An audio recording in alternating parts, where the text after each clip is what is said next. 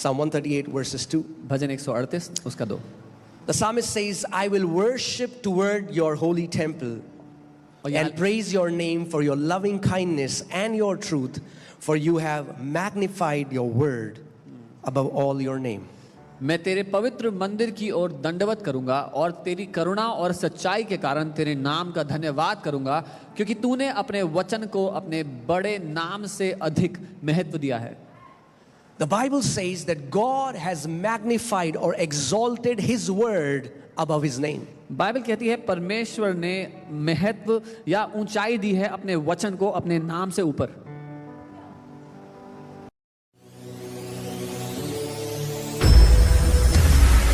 And if God has exalted His word above His name, how much more should we exalt His word? और अगर परमेश्वर ने अपने वचन को इतना ऊंचा स्थान और महत्व दिया है, तो हमें कितना महत्व उसके वचन को देना चाहिए.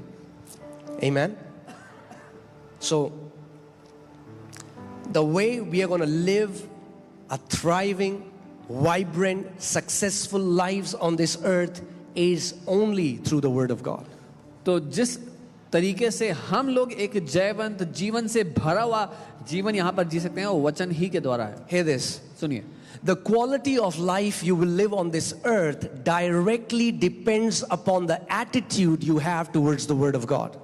किस श्रेणी का जीवन आप पृथ्वी पर जिएंगे, वो सीधा निर्भर करता है क्या महत्व आप परमेश्वर के वचन पर देते हो. Some Christians are begging for years. कई मसीह लोग सालों से भीख मांग रहे हैं. They beg and they beg and they beg. और भीख मांग रहे हैं और मांगते They will travel 2,000 kilometers to go to a meeting, but they will not go to their room and labor in the word of God. 2000 kilometre एक सभा में जाने के लिए चले जाएंगे, लेकिन अपने कमरे में जाकर के वचन नहीं पढ़ेंगे.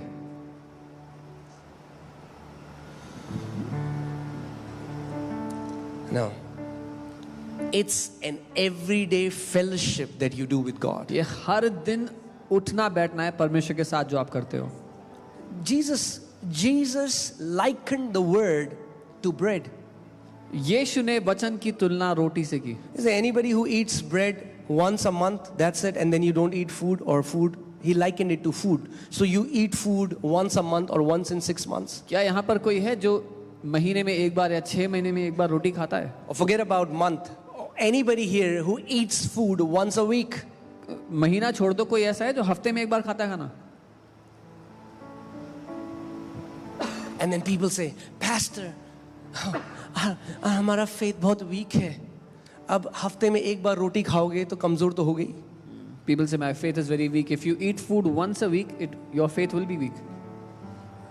If you want your faith to be vibrant, अगर आप चाहते हो आपका विश्वास जयवंत हो, you need to eat the word of God morning, day, night, midnight, early morning, whenever you have time. Take the time to take the word of God, meditate in it, speak it, listen it. That's the way we're going to walk in victory. अगर आप चाहते हो आपका विश्वास जीवंत हो, तो आपको सुबह, दोपहर, शाम, रात जब समय मिले उसको वचन को खाना होगा, तभी हम जय में जी पाएंगे.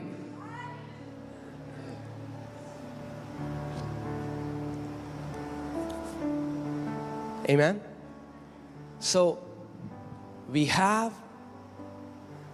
and David tells us, why do we see so many victory in the life of David? David was a man who used to love the word of God. और हम क्यों दाऊद के जीवन में इतनी जय देखते हैं, इतनी विजय देखते हैं? क्योंकि वो एक ऐसा व्यक्ति था जो वचन से प्यार करता था. He says, I delight in your word like I have found a great treasure. वो कहता था मैं तेरे वचन में ऐसे आनंदित होता हूँ जैसे बड़ा खजाना मेरे हाथ लग गया हो. Now, he is a king who is a multi-billionaire. वो एक राजा है जो कई बिलियंस का मालिक है.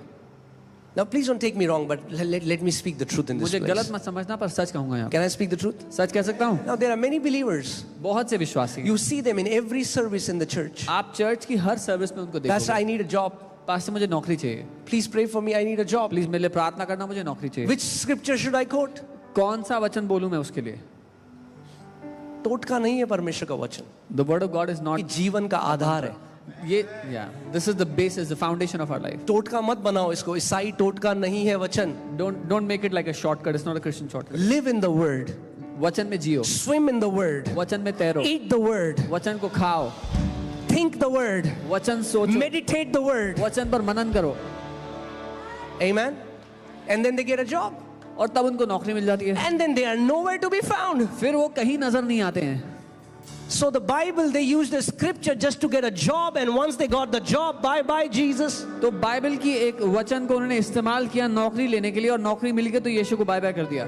David was a king, Dawood एक राजा है, and he says, और वो कह रहा है, I would love to be a watchman in God's house. मैं परमेश्वर के घर का द्वारपाल होना पसंद करूंगा. If you read the writings of David, he never kept his title of king or his kingship above his love for God. अगर आप दाऊद के लेख पढ़ेंगे तो उसने कभी भी अपना राजा होने के स्थान को परमेश्वर के प्रेम से ऊपर नहीं रखा. Now here is a guy who has access to billions of dollars, trillions of dollars, maybe, who knows how much wealth he had. अब यहाँ एक ऐसा व्यक्ति है जिसके पास बिलियन से शायद ट्रिलियन डॉलर्स हों.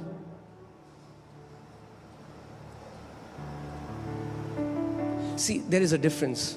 एक अंतर है. There are some people कुछ लोग who use Jesus जो यीशु का इस्तेमाल करते हैं to get what they want. जो उनको चाहिए वो पाने के लिए. And please don't misunderstand me. He's your father. He would love to give you good gifts. मुझे गलत मत समझना, वो आपका पिता है, वो अच्छी चीजें देना चाहता है. But if you just see him as an ATM machine, लेकिन अगर आप उसको सिर्फ एक मेरा एटीएम वीजा हो जाए, I get my मैं visa, कनाडा चला जाऊं, I can go to Canada, मेरी ये हो जाए, मेरा वो हो जाए, और my उसके this बाद work, by that by work यीशु, will done, then by there is Jesus. some problem.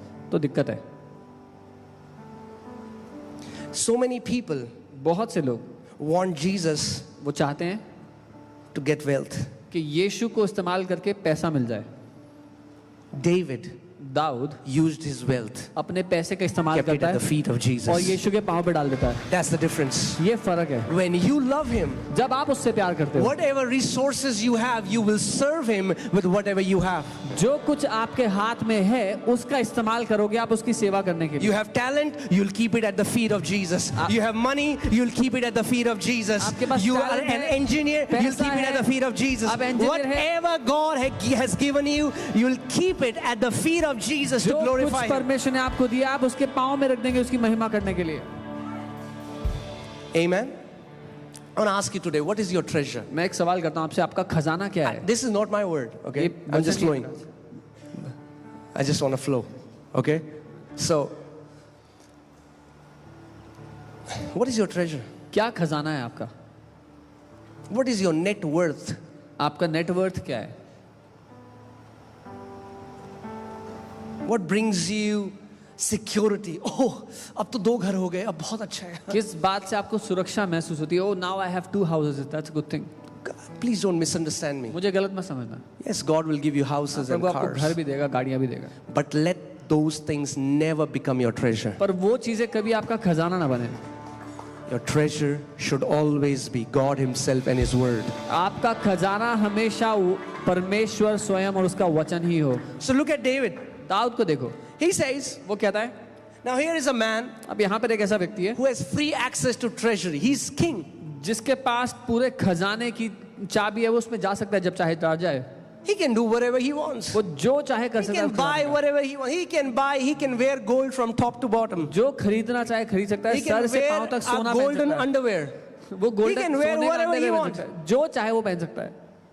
He can change that gold dress every day. वो हर रोज सोने के कपड़े बदल के पहन But he सकता है. doesn't look at his treasury and says, thank you, Father, for this treasure. He says, I delight in your word as if I have found a great treasure. Father, this is my treasure.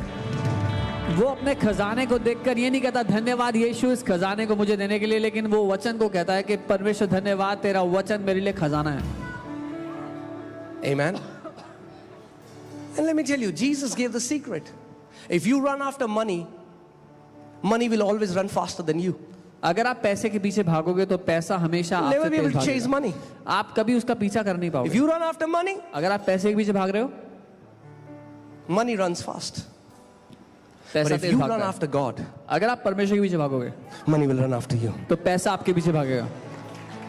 Jesus said, यीशु ने कहा seek ye first the kingdom of God पहले परमेश्वर के राज्य and को His खोजो righteousness. और उसकी धार्मिकता को खोजो. He's giving us the right priorities. वो हमें सही प्राथमिकता बता रहा है. If you keep His kingdom first, अगर आप उसके राज्य को पहला रखोगे Jesus said, all these things, यीशु ने कहा ये सारी चीजें, all these things ये- that Gentile are crazy after ये सारी चीजें जिसके पीछे दुनिया के लोग मरते हैं, will be added in your life. तुम्हारी जिंदगी में आके जुड़ जाएंगी।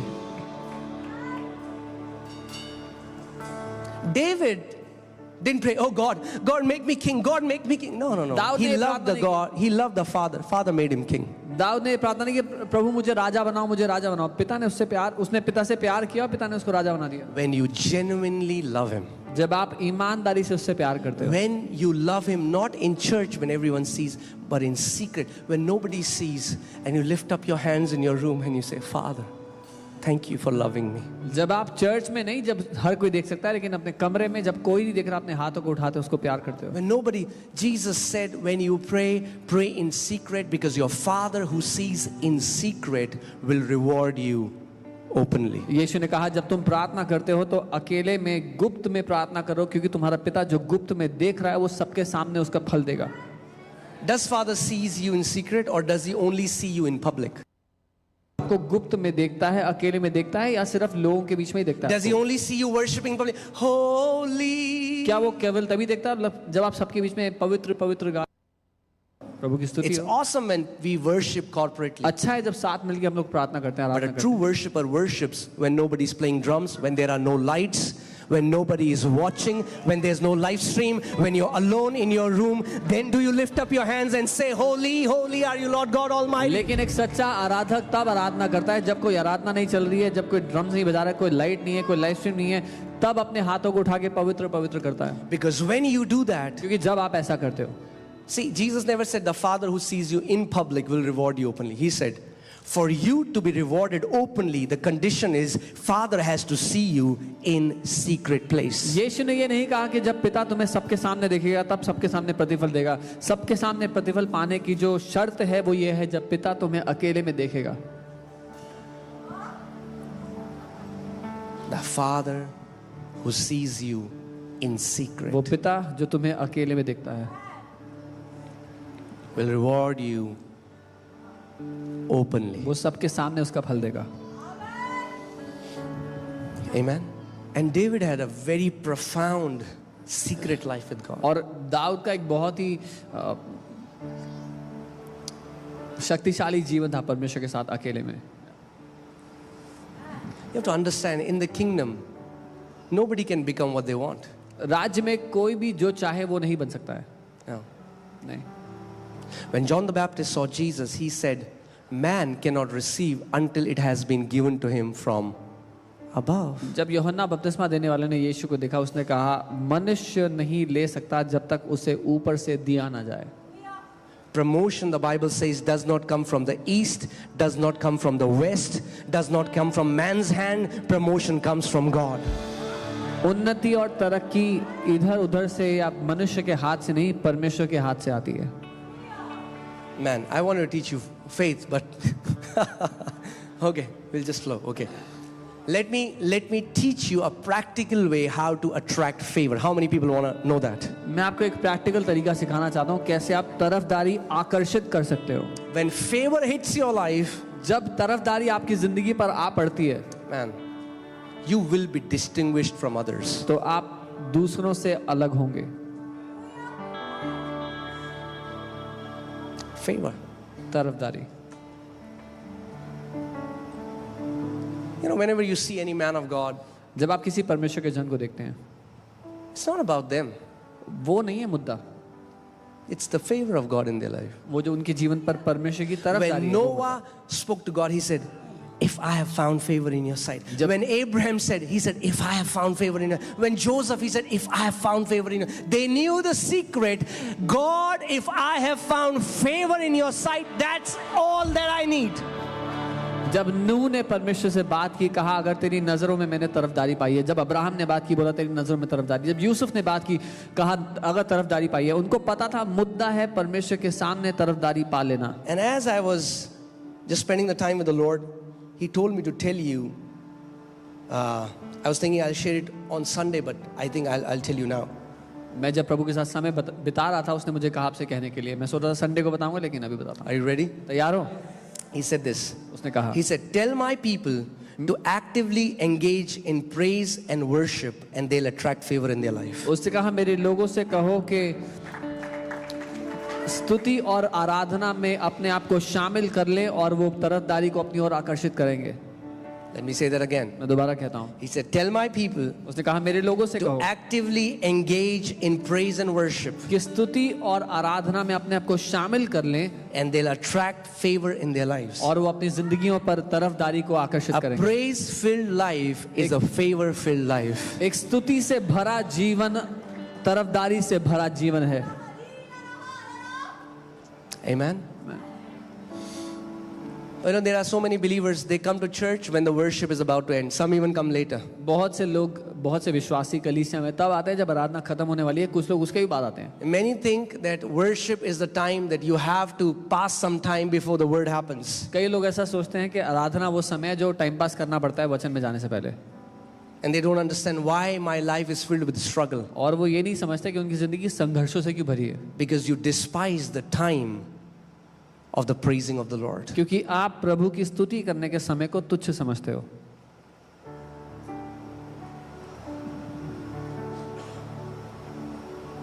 And I'm not saying just praise and worship is when drums are being played, when there is guitar, because what will you do in your house? और स्तुति प्रशंसा तब नहीं है जब ड्रम्स बज रहे हैं, गिटार बज रहे हैं, क्योंकि घर पे क्या करोगे फिर. We have to become worshipers. हमें आराधक बनना है. Hear this. सुनिए, There can be a person who is a guitarist and not a worshiper. एक व्यक्ति गिटारिस्ट होकर आराधक ना हो संभव A है. person can be singer and not a worshiper. एक व्यक्ति गायक होकर आराधक ना हो And संभव maybe है. you don't know how to play any instrument, and when you sing, even the cats run away. और शायद आपको कोई इंस्ट्रूमेंट बजाना ना आता हो और जब आप गाते हो तो बिल्लियां भी भाग जाती हो. But still, फिर भी you can be an anointed worshiper in the eyes of God. आप परमेश्वर की नजरों में अभिषिक्त आराधक हो सकते हो. Worshipper has nothing to do with how well you can play an instrument and how good the tone of your voice is. आराधक होना आप कितना अच्छा साज बजाना जानते हो, आपकी आवाज कितनी अच्छी है, उससे It लेना has देना to नहीं है. do with the attitude of your heart, how grateful you are, how much gratitude you carry for your God. पर आपके दिल का क्या रवैया है, किस धन्यवादिता में आप अपने परमेश्वर के साथ चलते हो. Do you think about His goodness and cry in your room and क्या- lift up your hands and say, "Thank you, Father"? क्या आप उसकी That's भलाई worship. के बारे में सोच करके अपने कमरे में हाथ उठाकर रोते हो कि धन्यवाद पिता. ये आराधना है. When was the last time you gave Him thanks? पिछली बार कब था कि आपने परमेश्वर को धन्यवाद कहा. A genuine praise एक is सच्ची born स्तुति. from the heart filled with gratitude. एक सच्ची स्तुति पैदा होती है धन्यवाद से भरे हुए दिल से. And so many times what happens is, see, that's the scheme of the enemy. और कई बार क्या होता है, जो दुश्मन की जो स्कीम है, You want to know what he जानना does? चाहते हैं. What he did with Adam and Eve. उसने आदम और हवा के साथ God क्या kept किया? them in a garden, a perfect place where there's no sickness, there's no temptation. I mean, like, there is no evil. परमेश्वर ने उनको उस बगीचे में रखा था जहां पर कोई बुराई नहीं थी, सब कुछ सिद्ध था, कोई दुष्टता वहां नहीं थी, कोई बीमारी नहीं थी. And God said, "Hey, और परमेश्वर ने कहा, I made this beautiful garden for you मैंने guys. एक खूबसूरत बगीचा तुम्हारे लिए बनाया. There are millions of trees here. लाखों पेड़ हैं यहाँ पर, You can eat from it freely." जितना चाहो इनमें से खा लो. But God said, "Don't eat from this tree." परमेश्वर ने कहा बस इस वाले में से मत खाना. What did Satan do? शैतान ने क्या किया? He took their attention from all that God gave them and focused it on what God said, "Don't touch." उसने उनका ध्यान वो सब कुछ जो परमेश्वर ने दिया था उससे हटा करके उस पे लगा दिया जो परमेश्वर ने कहा था मत छूना. He became a man for you. वो आपके लिए एक मनुष्य He was बना, stripped naked. आपके लिए नंगा He किया, shed his blood. अपना लहू बहाया, He took stripes on his back. अपनी पीठ पर कोड़े खाए, He died for you. आपके लिए मर गया, He gave you his spirit. आपको अपना आत्मा दिया, He made you his sons and daughters. अपना बेटा अपनी बेटी He बना wrote दिया. your name in the book of life. आपका नाम जीवन की पुस्तक में He लिख दिया. loves you. वो आपसे प्यार करता है. He gave you a beautiful family. एक खूबसूरत He परिवार gave you दिया, a job. एक नौकरी दी, Your bodies are healthy. आपका शरीर But स्वस्थ है. one thing will not happen. पर एक चीज नहीं होगी, Visa reject हो गया. your visa got rejected.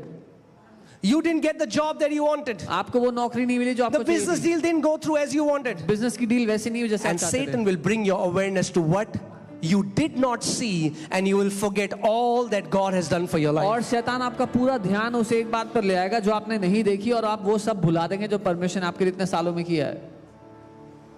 One day the Lord told me, He said, "Son, एक दिन प्रभु ने मुझसे कहा, बेटा what if I don't give you anything from today that you ask? None of your prayer I answer." क्या होगा अगर मैं आज से जो कुछ तुम मांगते हो, जो कुछ प्रार्थना करते हो, उसमें से किसी का भी उत्तर ना दूं? Will you still love me? क्या तुम मुझसे फिर भी प्यार करोगे? Obviously, He'll never do that. जाहिर सी बात है, वैसा कभी करेगा नहीं। But as a lover, as a father, पर एक प्रेमी, He एक wants पिता to होने के नाते, know, do we just worship Him because He does things for us, or because we truly love Him because He loved us first? वो जानना चाहता है कि हम उसकी आराधना क्यों करते हैं, क्योंकि वो हमारे लिए चीजें करता है, या उससे हम प्यार करते हैं क्योंकि उसने पहले हमसे प्यार And किया। when you focus on what you did not see, sooner or later your heart is going to become cold and unthankful, and you will start to grumble, and that is where you will give power to the enemy to afflict you. और जब आपका ध्यान उस बात पर होगा जो आपने होते हुए नहीं देखा, तो आपका दिल ठंडा पड़ जाएगा, आपका प्रेम ठंडा पड़ जाएगा, आप शिकायतें लगाने लगेंगे, और वहां पर आप दुश्मन को स्थान देते हैं। Do you know that grumbling is a wicked sin in the Bible? आप जानते हैं बाइबल के अनुसार कुड़कुड़ाना एक बहुत ही बुरा अपराध है। Some Christians think, oh, आपको पता है, अरे वो शराब पीता है वो. कुछ क्रिश्चियन बोलते हैं, do you know that guy drinks? And that's sin. That's wrong. हाँ, But what I'm saying गलत is, है। much wicked sin than drinking alcohol is Christians who grumble. पर शराब पीने से कई ज्यादा घिनौना पाप है वो मसीह लोग करते हैं जो कुड़कुड़ाते रहते हैं। क्या किया प्रभु ने हमारे लिए? What has the Lord done for हमने me? तो इतना ये किया, We did हम this. चर्च में भी गए, We हमने went to the उपवास church. भी रखा. We fasted also. क्या किया प्रभु ने आपके लिए? प्रभु ने आप what did the Lord do for you? उसने अपनी जान दे दी आपके लिए. He gave his life for you.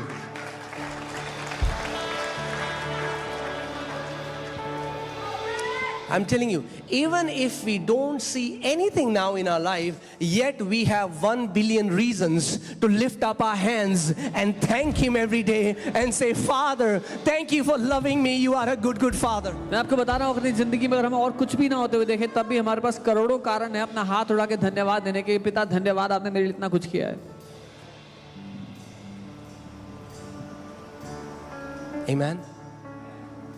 Don't focus on what you're not seeing right now. अपना ध्यान उन बातों पर मत See डालो His faithfulness. Look back and see His जो faithfulness. आप अभी होते हुए नहीं देख रहे, उस पर ध्यान मत डालो, लेकिन पीछे मुड़कर अपने जीवन में वो सब देखो कि वो विश्वास योग्य रहा आपके साथ। He is a faithful God. वो He will be a faithful God. वो एक विश्वास योग्य परमेश्वर था और परमेश्वर The रहेगा। Bible विश्वास- says, He who began a good work in you will finish it until the coming of Lord Jesus Christ. Bible कहती है, वो जिसने एक भले काम को तुम्हारे जीवन में शुरू किया, मसीह के आने तक उसको पूरा करेगा। He started a good work in your life, उसने अच्छा काम शुरू किया आप में, and He will finish it for you. वही उसको पूरा करेगा आपके जीवन में। Amen.